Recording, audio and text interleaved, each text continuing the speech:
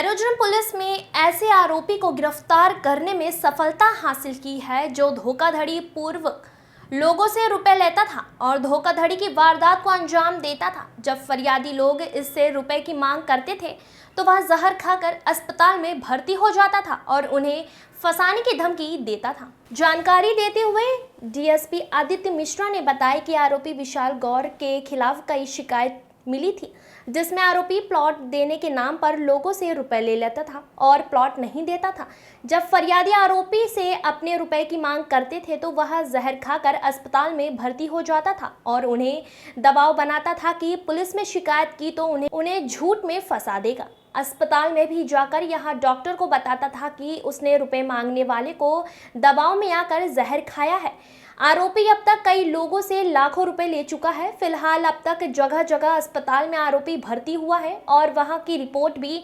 निकलवा कर जांच की जा रही है। एक मामले सामने आया है, इससे पहले भी आवेदन आए थे, किस तरह का पूरा मामला? इसमें एरोड्रम थाना क्षेत्र में 2018 के बाद से लगातार शिकायतें प्राप्त हो रही थी। एक जो अनावेदक है विशाल पिता नारायण गौर, उनके द्वारा लोगों से फर्जीवाड़ा करके पहले बताया जाता था कि ये प्लॉट है जिसे उनको बेचना है और सभी प्लॉट्स जो थे वो बहुत छोटे प्लॉट्स थे, 15 बाय 30, 15 बाय 40 के, और लोअर मिडिल क्लास या EWS सेक्शन जो होता है उनसे पहले एग्रीमेंट करके उनसे बयाना पेटा ले लिया जाता था। फिर उसके बाद काफ़ी दिनों तक जब रजिस्ट्री नहीं कराई जाती थी और उनके द्वारा इनसे विनती की जाती थी कि भाई आप पूरा पैसा ले लें और हमें रजिस्ट्री करा दें,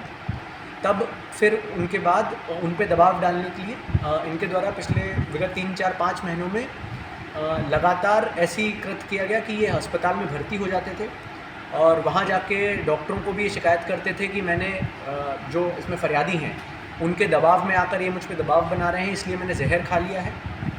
और ऐसे 2-3 बार, और उन फरियादियों से ये फिर क्या बोलते थे कि देखिए मैं आपका नाम झूठा इसमें बता के चला जाऊँगा, सुसाइड नोट में आप सबका नाम लिख के चला जाऊँगा, तो आप अपने आप पैसे को भूल जाओ, उसके बारे में कोई बात मत करिए। इस तरीके से थाना एरोड्रम में इस एक अनावेदक के खिलाफ करीबन 10 से 12 जो प्रकरण हैं उसके आवेदन हैं जो प्राप्त हुए थे। जो विशाल जी, विशाल गौर, तो ये समझ में आने लगा, जब इसमें जांच चली तो समझ में आने लगा कि ये एक मोडस ऑपरेंडाई है जिसके तहत पहले पैसे ले लिए जाते हैं और उसके बाद जानबूझकर दबाव डालने के लिए सुसाइड का झूठा नाटक रचा जाता है।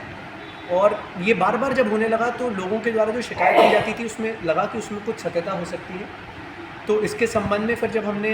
लोगों से भी पूछताछ की, उन्होंने अपने बैंक अकाउंट स्टेटमेंट्स दिए जो इन्होंने पुलिस के सामने पेश किए। इनको भी 2-3 बार मौका दिया गया कि वो समक्ष में आके अपना पॉइंट रखें या कोई उनके पास जो है उसको प्रस्तुत करें, पर जब उनके द्वारा नहीं किया गया और जब आवेदकों के द्वारा जो उन्होंने इनके खिलाफ शिकायत की थी वो सत्य पाई गई, तो उसमें अभी वर्तमान में एरोड्रम थाना क्षेत्र में 4 FIR पंजीबद्ध की गई हैं, जिसमें धोखाधड़ी के साथ साथ फोर्ज डॉक्यूमेंट क्रिएट करना उसकी धाराओं को भी शामिल किया है। धर्मेंद्र सिंह हैं जिनसे करीबन 2 लाख से ज़्यादा का बयाना पेटा इन्होंने अभी फरवरी 2023 में लिया था प्लॉट के एवज में। उसी के तरह 2019-20 के बीच में जो इन्होंने ट्रांजैक्शंस किए थे वो भगवान पिता लक्ष्मण सिंह,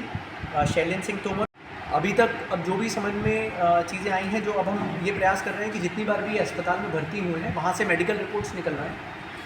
कि इनकी, अब क्योंकि इनके बहुत सीरियस कोई एलिमेंट नहीं होता तो अभी तक ये पता करना ज़रूरी है कि FSL में जांच होने के लिए गया है कि नहीं, किस तरह का जहर होता है। पर अभी विगत कुछ दिनों से इंदौर के क्षेत्र में ऐसी घटनाएं सामने आ रही हैं जिसमें लोग डिटर्जेंट या हार्ड सोप जिसे कहते हैं उसका इस्तेमाल करके उससे झाग बन जाता है, उससे अनकॉन्शियस होने लगता है आदमी, उसका इस्तेमाल करते हैं और फिर जिन लोगों से उन्होंने पैसा लिया रखा रहता है या जिनके खिलाफ जिन्होंने धोखाधड़ी के आवेदन दिए रहते हैं उनके ऊपर फिर कार्रवाई नहीं करने का दबाव बनाते हैं। तो ये चीज़ अभी सामने आई। सर, ये आरोपी को तरीका मुझे लगता है कि आजकल सोशल मीडिया पे जितने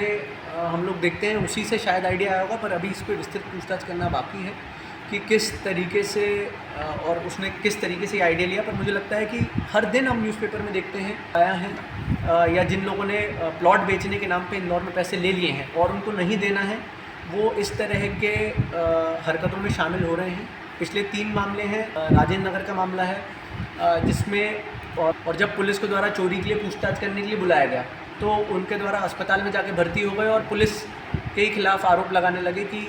पुलिस ने मुझे दबाव बना रही है या मेरे को झूठे प्रकरण में फंसा सकती है। तो ये चीज़ें समझ में आई है कि ऐसी चीज़ें बार बार अखबारों में, सोशल मीडिया के माध्यम से जब लोगों को जानकारी पता चलती है तो मुझे लगता है कि शायद उससे इसने समझा हो या सीखा हो, पर अभी इसके बारे में इससे और पूछताछ करना बाकी है। मुकेश पिता श्यामलाल बैरागी से करीबन 3 लाख रुपए, शकुन गुडाय से करीबन 2 लाख रुपए। ऐसे इन्होंने जो मध्यम वर्ग के लोग होते हैं या EWS सेक्शन के लोग होते हैं उनसे छोटे राशि के बयाना पेटा लेके लगातार ये घटनाक्रम करते आ रहे हैं। ये जहर